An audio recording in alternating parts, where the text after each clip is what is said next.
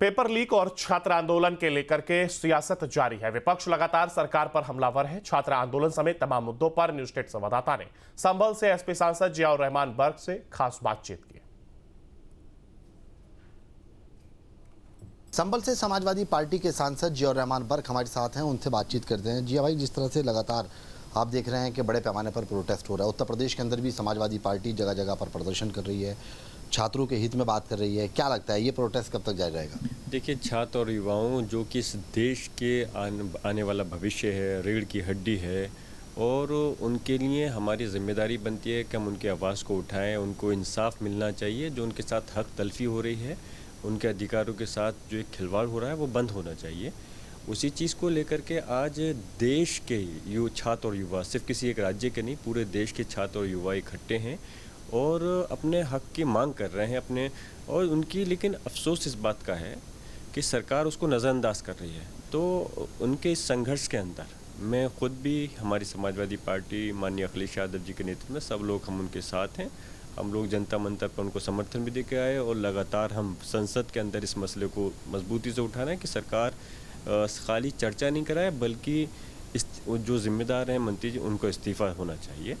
और रही बात कब तक चलेगा, ये तो कोई किसी सरकार को गिराने के लिए तो अनशन चल नहीं रहा है, लेकिन समझ में आ रहा सरकार इतनी बचाव पर क्यों उतरी हुई है। अगर ये कोई अकेली किसी विपक्षी पार्टी का तो मुद्दा है नहीं, राजनीतिक मुद्दा नहीं है, देश के छात्र युवाओं का मसला है। और ये वही छात्र युवा हैं जिन्होंने, इनमें से काफ़ी बड़ी तादाद में हमारे भाई ऐसे भी होंगे जिन्होंने बीजेपी को वोट दिया होगा। तो सरकार उनकी बात को क्यों नहीं समझ रही, उनकी पीड़ा को क्यों नहीं समझ रही। और इस सूरत हाल में मैं समझता हूं कि अगर सरकार बात मान लेगी तो धरना ऑटोमेटिकली समाप्त हो जाएगा। आपका नाम जो 450 पन्नों की रिपोर्ट एसआईटी ने दी है, उसमें आपको मुख्य आरोपी बना दिया गया है।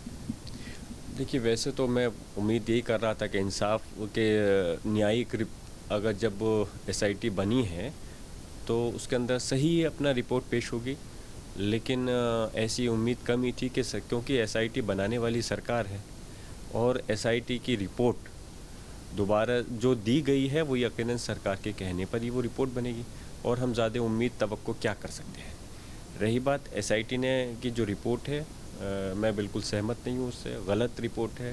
मतलब मोहम्मद अली जौहर यूनिवर्सिटी की अगर बात की जाए रामपुर की, तो उसको तोड़ने की तैयारी की जा रही है। 38 भवन जो हैं वो अवैध रूप से बने हैं, अवैध निर्माण हुआ है वहाँ पे। आप अफसोस है कि आपने देखा होगा माननीय अखिलेश जी ने एक जो इन्होंने जियो है, इन्होंने उत्तर प्रदेश सरकार का, और अपनी भाजपा की बहुत सारी बिल्डिंगों को इन्होंने लीगल किया भी है।